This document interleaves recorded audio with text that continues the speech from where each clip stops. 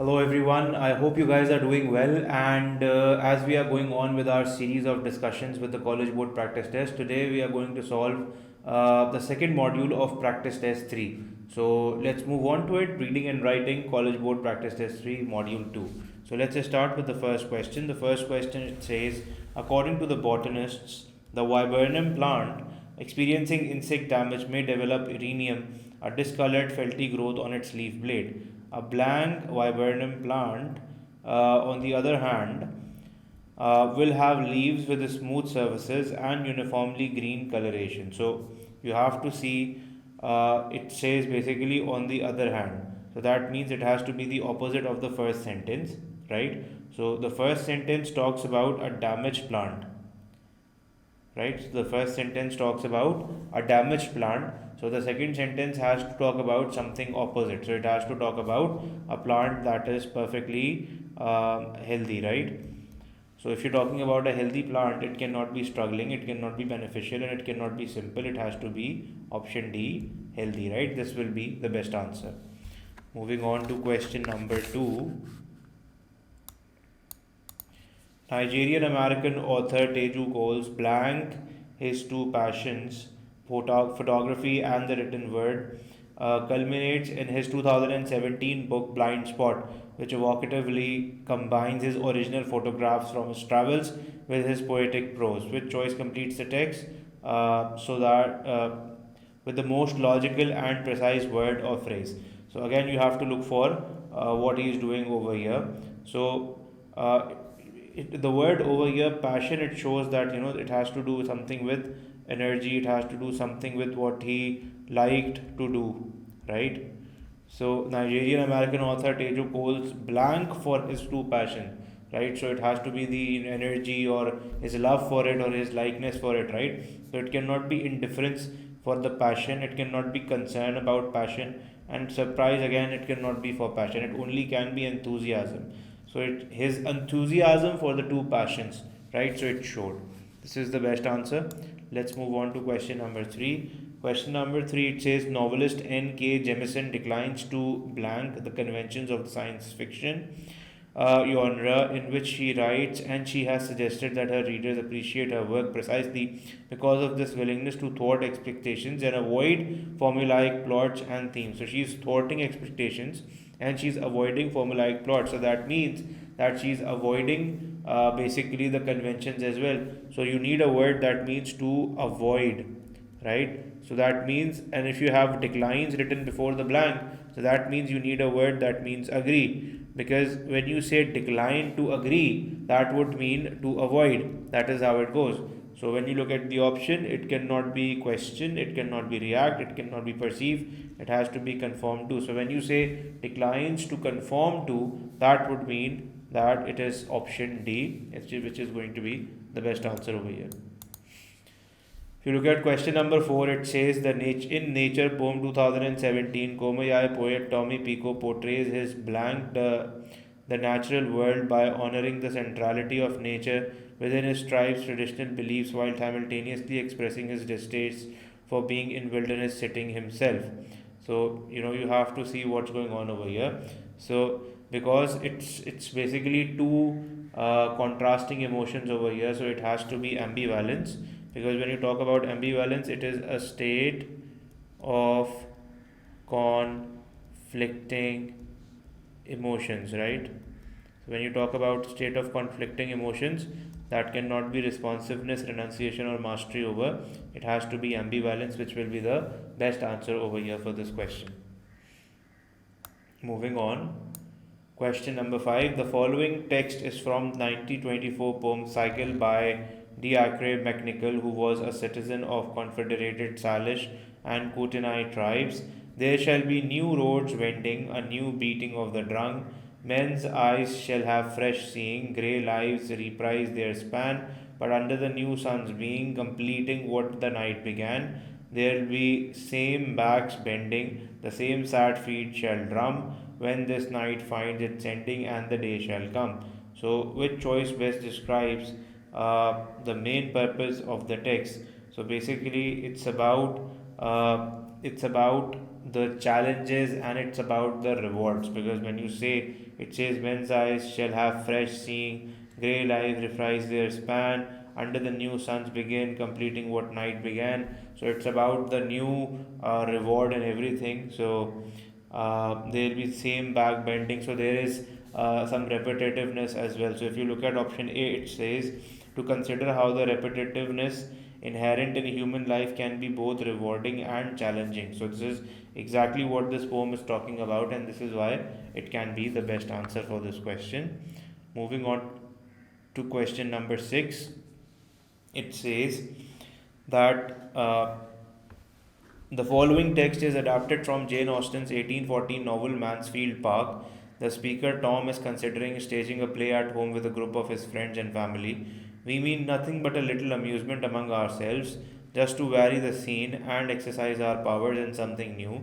We want no audience, no publicity. We may be trusted, I think, in choosing some play for most perfectly unexceptional, and I can conceive no greater harm or danger to any of us in conversing in the elegant written language of some respectable author than in chattering in words of our own, which choice best states the main purpose of the text.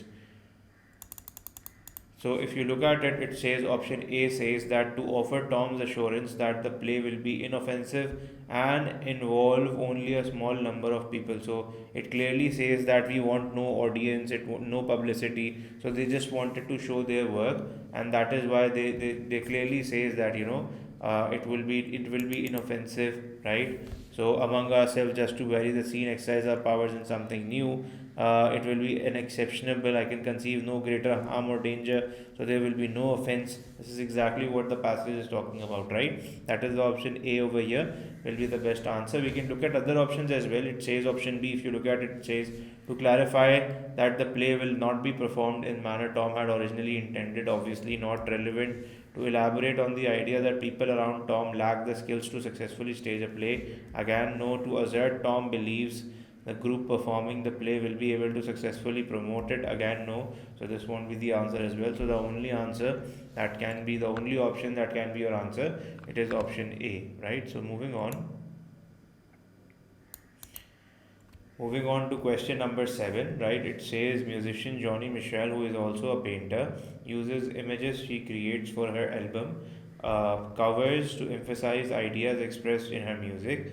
For the cover of her album Turbulent Indigo, Michelle painted a striking self-portrait that closely resembled Vincent van Gogh's self-portrait with bandaged hair, 1888. The image calls attention to the album's title song, in which Michelle sings about the legacy of the post-impressionist painter. In that song, Michelle also hints that she feels a strong artistic connection to Van Gogh, an idea that is reinforced by her imagery on the cover.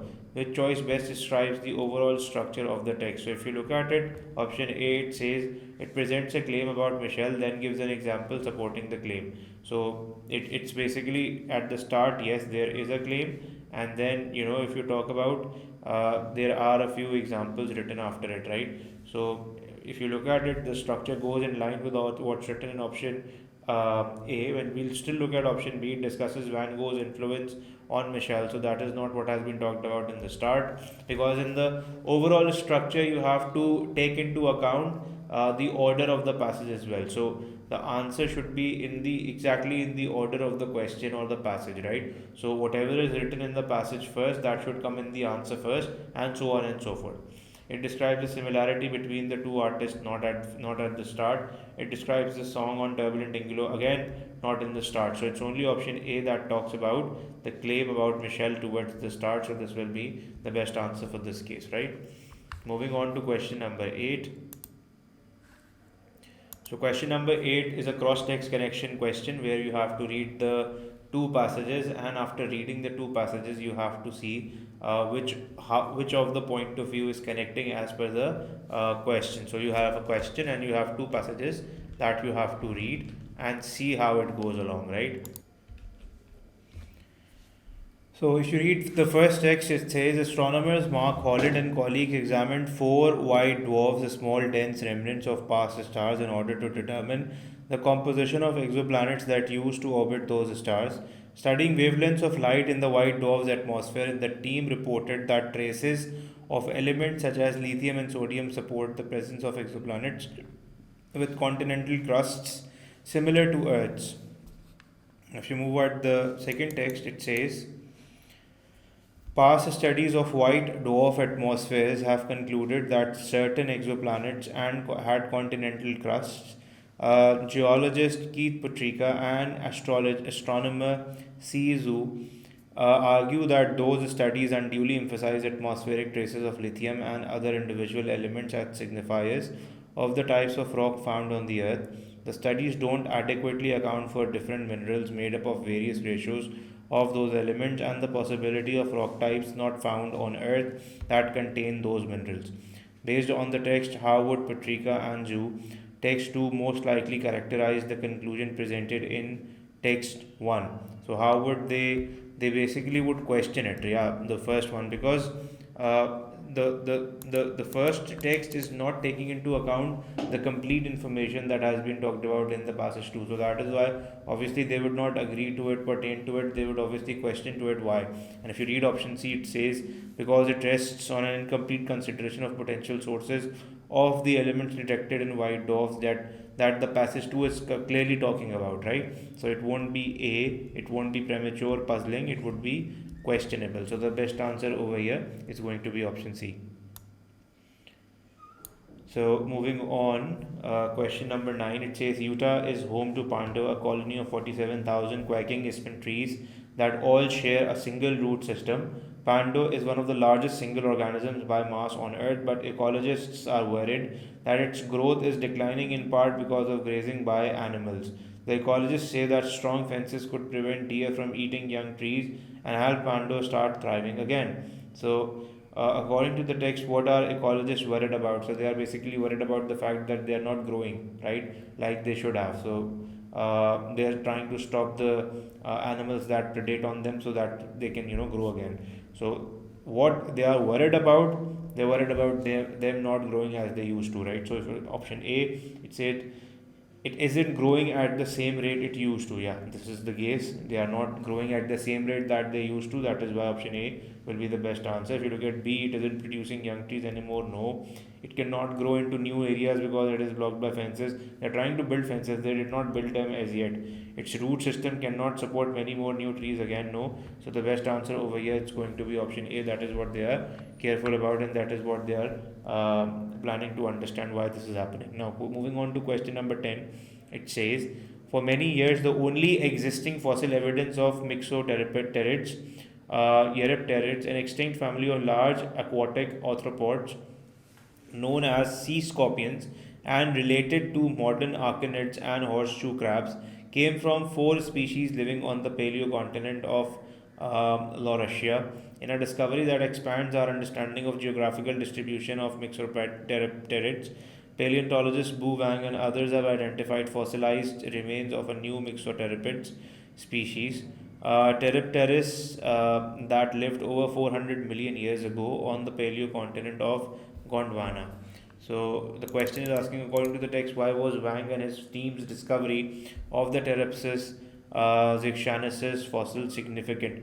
So it was basically the first evidence. This was the first thing that they found, which helped to the paleontologists to move on and study it further. If you look at option A, it says the fossil constitutes the first evidence found by scientists that Mixoteropus lived more than 400 million years ago. So it was about it's basically about that they existed outside the paleocontinent of Laurasia, right? So it's not A, it's not there in B as well, and it's not there in C as well. Now B and C were obvious eliminations, but A and D were close because both of them talks about the fact that it was the first evidence found by scientists. But what did it help them for? It was not because it helped them identify this. It was for option D. That is why this is the best answer. The fossil constitutes the first evidence found by scientists that mixopterids existed outside the paleocontinent of Laurasia. So that is the best thing that they wanted to do. Okay, so question 11 says the novelist Toni Morrison was the first black woman to work as an editor at the publishing company Random House from 1967 to 1983. A scholar asserts that one of Morrison's likely aim during her time as an editor was to strengthen the presence of black writers on the list of Random House's published authors. So this is the aim. Which finding, if true, would most strongly support the author's claim?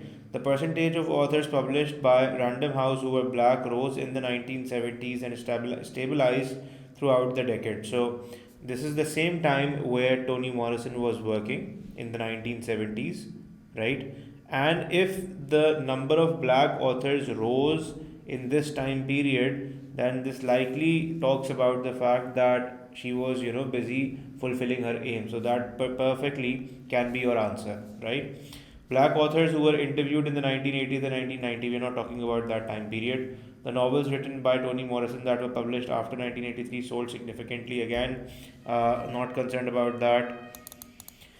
Works that were edited by Toni Morrison during her time at Random House displayed stylistic characteristics. Again, we are not concerned about that. So the aim over here is to increase the number of black writers in the published house, right? So it's only there in option Random House. A, that is why it will be the answer. Let's move on to question number 12. Question number 12 says, the poet Walt Whitman, in an 1887 essay by José Martí, a Cuban author and political activist, originally written in Spanish.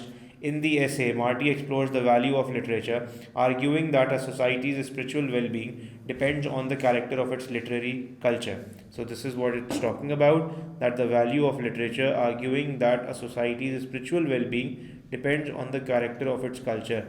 So literary culture. So the literary culture, if it's good, the well-being will be better. That is what he's trying to say. If you look at option A, it says poetry which brings together or separates, which fortifies or brings anguish, which shores up or demolishes souls, which gives or robs men of faith and vigor, is more necessary to a people than industry itself, for industry provides them with the means to subsistence, while literature gives them the desire and strength for life. So this is what it is saying, that when you have good literature, that good literature is linked to good well-being. This is exactly what it is saying. That is why option A very well can be the answer. You can read the other options as well, but since it is exactly in line with what the option in the question is saying, we are going to go with that.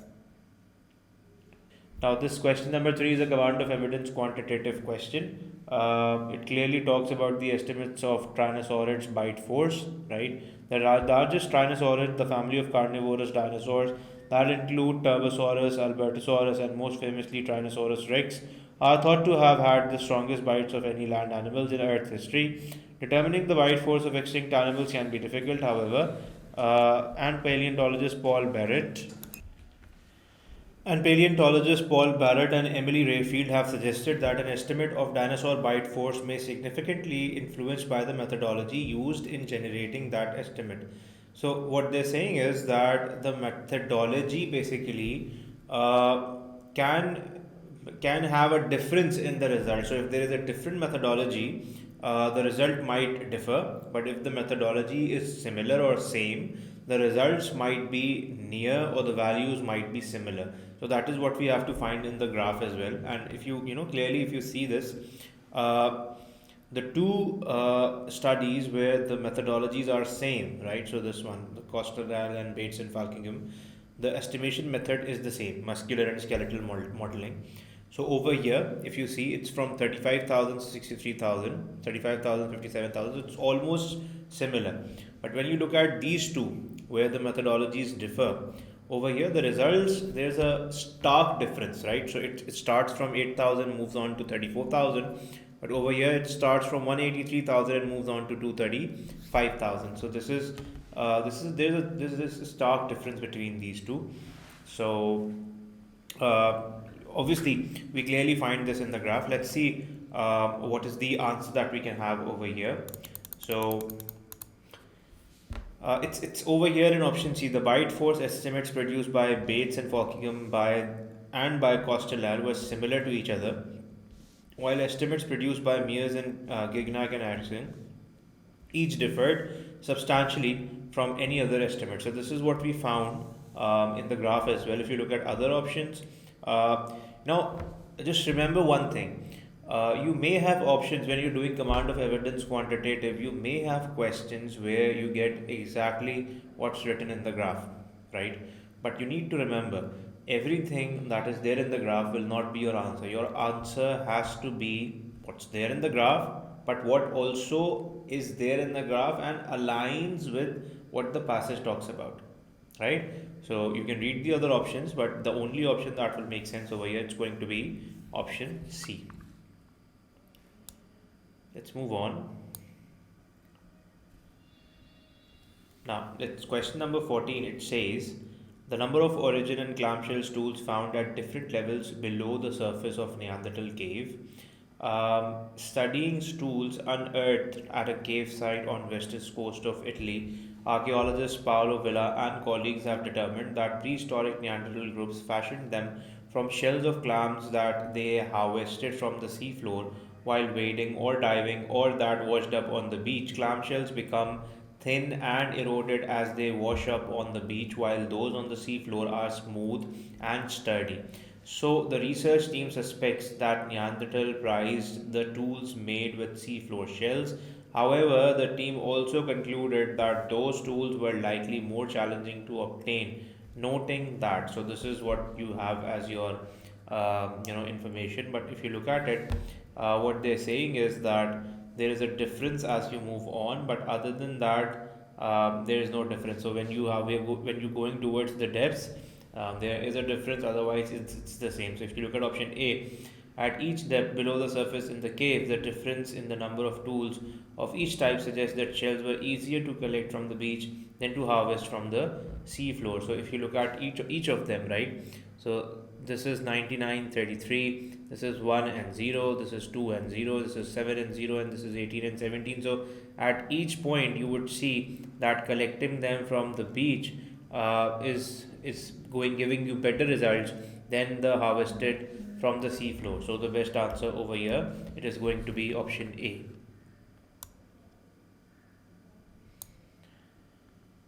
Now, the average number of duration of torpor bouts and arousal episodes for Alaska marmots and Arctic ground squirrels in 2008 and 2011. So let's read the passage and then we'll move on. So it says, when hibernating Alaska marmots and Arctic ground squirrels enter a state called torpor, which minimizes the energy their bodies need to function. Often, a hibernating animal will temporarily come out of torpor, called an arousal episode, and its metabolic rate will rise, burning more of the precious energy the animal needs to survive the winter. Alaska marmots hibernate in groups and therefore burn less energy keeping warm during these episodes than they would if they were alone. A researcher hypothesized that because Arctic ground squirrels hibernate alone, they would likely exhibit longer bouts of torpor and shorter arousal episodes than Alaska marmots. So, what you have to remember is that the Arctic ground squirrels they will likely exhibit longer bouts of torpor, right? So, the torpor bouts will be longer and the arousal episodes will be shorter, right? So, this is what you will see in the passage as well, right? So, moving on. So the answer over here, the Alaska marmots had shorter torpor bouts and longer arousal periods, right? Than the Arctic ground squirrel did, right? So this is a question which says which choice best describes the data from the table that supports the researcher's hypothesis. So that is why the best answer over here, this is going to be option C. So if you look at over here in the details as well, the torpor bouts or duration per period of the Alaskan marmots, this is 13.81 and this is 16.77. But over here, the duration per episodes of the arousal is 21 over here and 14.2 over here. Right? So this is clearly shown in the graph as well. Ratified by 90 countries, the Nagoya Protocol is an international agreement ensuring that indigenous communities are compensated when their agriculture resources and knowledge of wild plants and animals are utilized by agricultural corporations. So, if companies acquire and use their information, they have to compensate these people. That's what the passage is saying. However, the protocol has shortcomings. For example, it allows corporations to insist that their agreements with communities to conduct research on the commercial uses of communities' resources and knowledge remain confidential. So the companies might say that these agreements have to stay confidential, and whether they are compensating or what they are compensating, that has to remain, hidden. So that might be a shortcoming, and that might be, used against the people of the communities. And because everyone does not know what they are being compensated, the companies, might get away with this, right? So therefore, some indigenous advocates express concern that the protocol may have the unintended effect of, so this unintended effect of, you're talking about this, if you look at preventing independent observers from determining whether the agreements guarantee equitable compensation for indigenous communities. So this is the observers, because they wouldn't know, the agreement is confidential and they won't know what they are being compensated. So that, they might have difficulty to determine whether they are being compensated adequately or not, because if only we know what they are being compensated, then only we can tell if that is right. If we don't know what they are being compensated, we cannot tell if that is right or wrong. So that might you know allow the companies to evade or get away with the rights of those people. So the best answer over here, it's going to be option C. Now let's move on to question number 17. Question number 17, it says the domestic sweet potato, Apomio batatas, descends from a wild plant native to South America. It also populates the Polynesian islands, where evidence confirms that native Hawaiians and other indigenous people were cultivating the plant centuries before seafaring first occurred over the thousands of miles of ocean separating from them South America.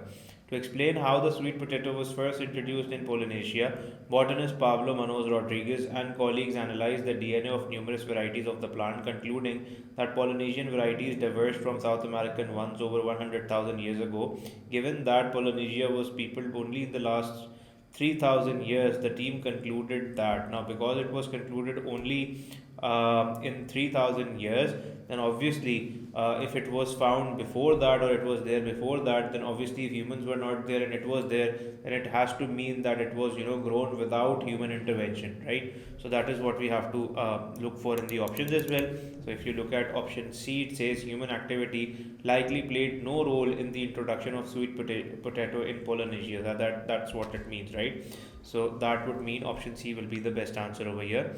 If you move on to question number 18, it says atoms in synchrotron, a type of circular particular accelerator, travel faster and faster until they blank a desired energy level. So until they basically, if you look at over here, until they reach a desired energy level, at which point they are diverted. So we are going present, that is why we will go with reach.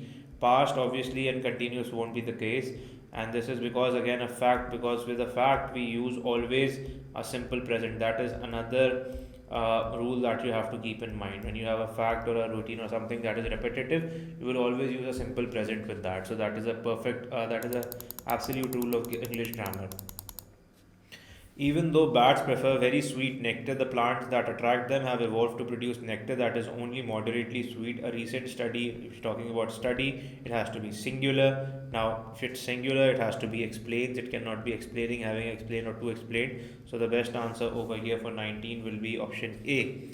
So let's look at question number 20 now. It says former First Lady of United States Eleanor Roosevelt and Indian activist and educator Hansa Mehta were instrumental in drafting the United Nations Universal Declaration of Human Rights, a document that blanks the basic freedoms to which all people are entitled. Now, if you look at it, you're talking about a document which is singular.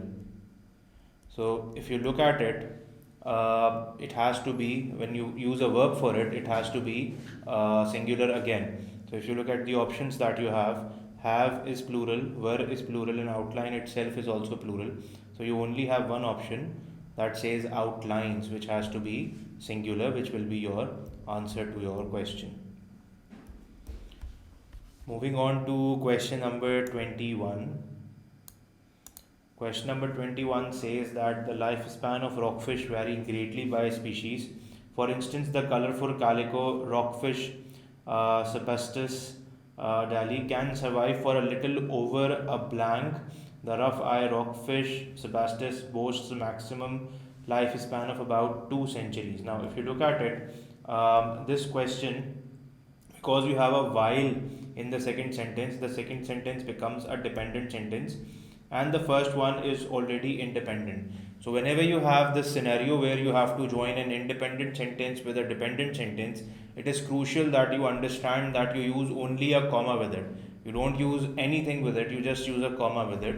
So if you have to use only a comma with it, in the options, if you see, you'll not see it in option A, you'll not see it in option B, and you'll not see it in option C.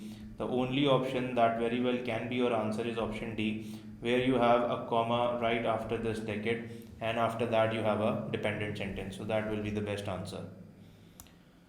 Moving on to question number 22, it says the line light system developed by Kenyan inventor Richard Drury consists of LED lights installed around the perimeter of livestock pastures, powered with energy collected by the blinking LEDs by solar panels during the day. The blinking LEDs keep lions away at night, thus protecting the livestock without risking harm to the endangered lions.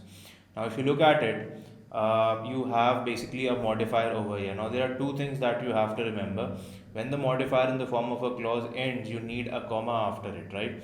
So, if you look at it over here, there are two options in which you do not have a comma. So that would mean that you will be eliminating these two options because you don't have a comma after it, right?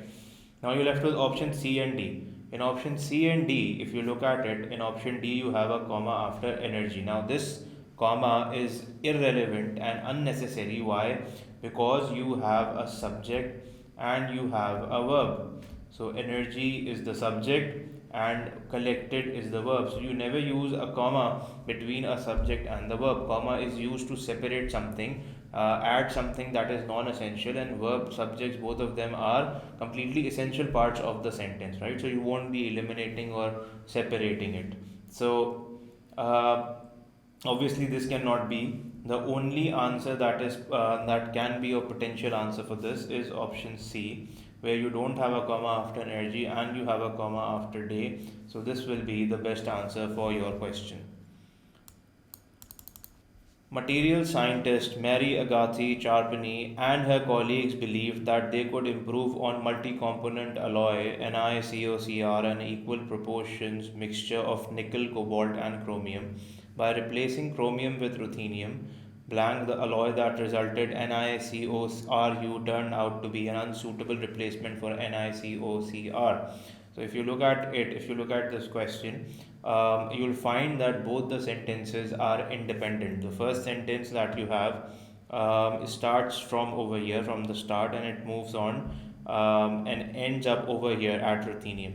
And if you look at the second sentence, the alloy that resulted turned out to be an unsuitable replacement for NiCOCr. So this is again an independent sentence. So if you have two independent sentences, there are 5 ways to join them. You have a full stop, you have a comma connective, you have a semicolon, you have a semicolon conjunction comma, and you have a colon. So in this scenario, you only have option D. If you look at option A, it will be a run-on fragment. If you look at option B, it will be again a run-on fragment. And if you look at option C, this will be a comma splice error. So a comma splice error is when you join two independent sentences using only a comma. So that is also incorrect. Both of that is incorrect. The only option that you are left with is option D, where you have a comma and you have a connective, both of them present over here. Because you need both of them for independent sentences, the best answer over here, it's going to be option D. Moving on to question number 24, it says the progressive era in the United States witnessed the rise of numerous black women's club, local organizations that advocated for racial and gender equality. Among the club's leaders, blank Josephine St. Pierre Ruffin, founder of Women's Era Club of Boston. Now, if you look at it, it says among the club's leaders. Now, you have to see who was there among the club leaders. What are you talking about? Who are you talking about? So, you're talking about Josephine St. Pierre Ruffin, which is singular, right? So, because it is singular, you have to use a verb that is singular as well. Now, if you talked about someone who was plural, or maybe you said that Josephine and his friends or her friends or whatever, something like that, then you would have taken a verb that would have been plural, but over here you are going to take a verb that is singular, right? So it will not be were, it cannot be are, and it cannot be have been. So that it becomes simple because all the other options have plural verbs. So this becomes a relatively easy question, and you will be taking option A as your answer, right? So it's going to be was. Now, if you look at question number 25, it says, based on genetic evidence, archaeologists have generally agreed that reindeer domestication began in the 11th century CE.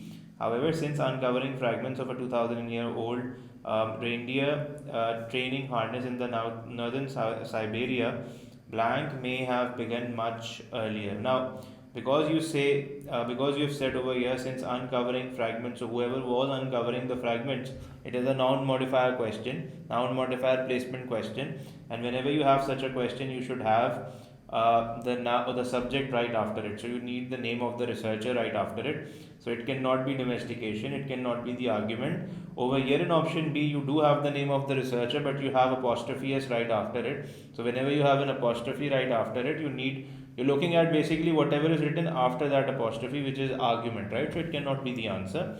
You're talking about argument. So it's the same as option D. Just the name is written over here, but the question or the option is same as option D. So the best answer over here, it's going to be option A, where you have the name of the researcher written. So that is pretty well be the answer. Now, if you look at question number 26, it says, Hegra is an archaeological site in the present day Saudi Arabia and was second largest city of the Nabatean kingdom, 4th century BCE to the 1st century CE. Archaeologist Leila Nahmeen recently traveled to Hegra to study its ancient tombs. Built into the rocky outcrop of a vast desert, these burial chambers seem to blend seamlessly with nature. Now, if you look closely over here, these two sentences are independent, right? And when you're joining two independent sentences, like I said, you have 5 ways to do this, right? And if you look at option B, this is again a comma splice error. Option C, because you don't have a comma, this will be a run-on fragment. And option D, because you don't have a comma and a connective both, this will again be a run-on fragment. So the only option that can be your answer is option A, where you have a period or a full stop, and that can be used to join two independent sentences. So that is perfectly alright. If you look at question number 27, it says, when external forces are applied to common glass made from silicates, energy builds up around minuscule defects in the material, resulting in fractures. Recently, engineer Erkka Frankberg of Temple University in Finland used the chemical compound aluminium oxide to make a glassy solid that can withstand higher strains that silicate glass can before fracturing. Now, just remember always that whenever you have a noun and you have a modifier right after it, obviously you will be using 2 commas with it, right? So if you have a noun and if you have a modifier after it, you'll use 2 commas. But if you have a modifier right before the noun, right? So if you have this modifier and then you have the noun, so you'll not be using commas over here. So the noun over here is aluminium oxide, and the modifier is chemical compound. So chemical compound is basically describing it. So you don't need commas over here. So automatically A will be eliminated, B will be eliminated, and C will be eliminated because all of these 3 options have commas. So you will be taking option D as your answer. Question number 28. Etched into Peru's Nazca Desert are line drawings so large that they can only be fully seen from high above. Archaeologists have known the line since the 1920s, when a researcher spotted some from a nearby foothill, and they have been studying the markings ever since. Now, when you talk about this, if you look at this question, archaeologists' efforts have aided by drones that capture high resolution aerial photographs of the line. So basically, the first one is talking about the efforts that they are making, and now they are talking about the technology that they are using. So this is sort of what this is an opposition. This is the opposite sentence, right? So if it's an opposite sentence, but in line with being opposite, it is also related to time. So first it was talking about 1920s, and the opposition is in time, that now they are using these drones and all of that. So there is an opposition, but you have to be very careful because there is a word that talks about opposition, however, but because it is also related to time, you need a word that talks about it, right? So it will not be still or in comparison, it will be currently, because it talks about time and it talks about what's going on right now. So it does look opposite, but again you will be using currently because it has to do with time and order. Moving on to question number 29, it says archaeologist Soup Running explains why the 7th century ship burial site at Sutton Hoo in the England was likely the tomb of a king. First, the gold artifacts inside the ship suggest that the person buried with them was a wealthy and respected leader. Blank, the massive efforts required to bury the ship would likely only have been undertaken for a king. Now, there is a very strong hint over here, and that is the sentence that is preceding from the sentence that has the underline is starting with first.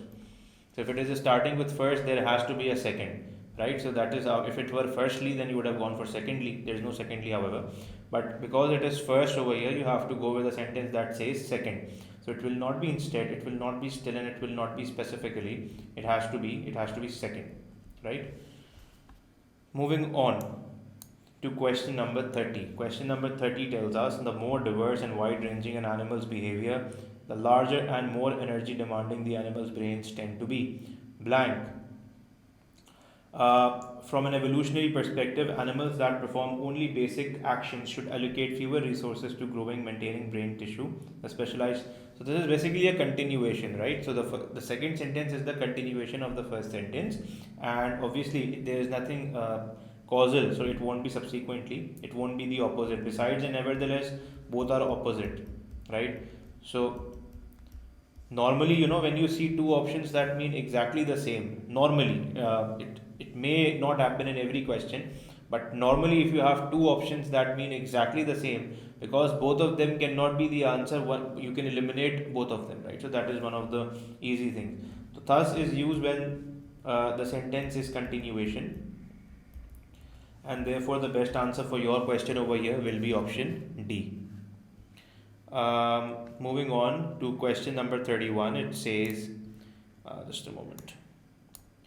When designing costumes for film, American artist Satyajit Ray typically custom fits the garments to each actor. Blank, for the film Sunshine, in which astronauts must reignite a dying sun, she designed a golden spacesuit and had a factory reproduce it. So normally she custom fits it, but over here she had a factory produce it. So this is opposite, right? So this has to be the opposite of the first sentence. So if it is the opposite of the first sentence, that means you will not use thus, likewise, or moreover, because all of these they show continuation. The only option that can be your answer has to be option A, nevertheless.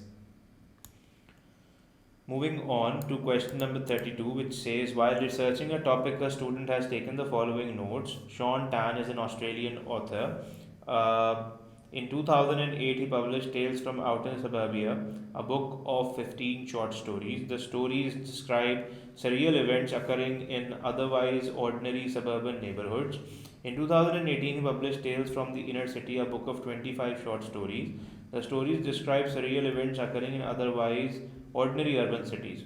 Now, the task is that the student wants to emphasize a similarity between the two books by Sean Tan. Now, if you want to go for similarity, one of the similarities that you can see over here up front is that both of them are describing surreal events, right? Both of them are describing surreal events. So that is what you have to look for in your answer as well.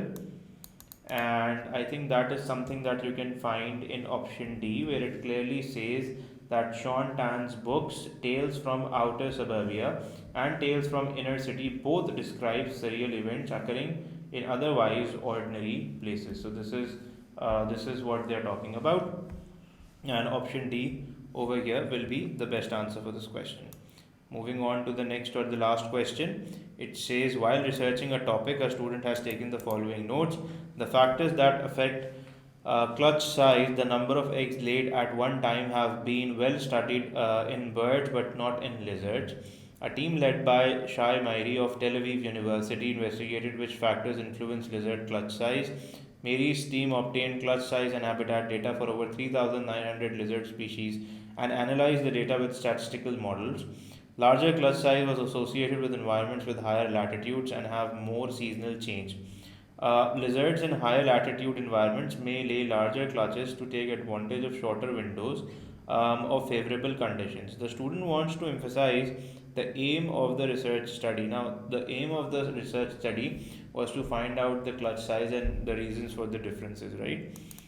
So if you look at it and if you read option A, it says the researchers wanted to know which factors influence lizard egg clutch size because such factors have been well studied in birds but not in lizards. So that is what the aim of this study was, and that is why option A very well can be your answer.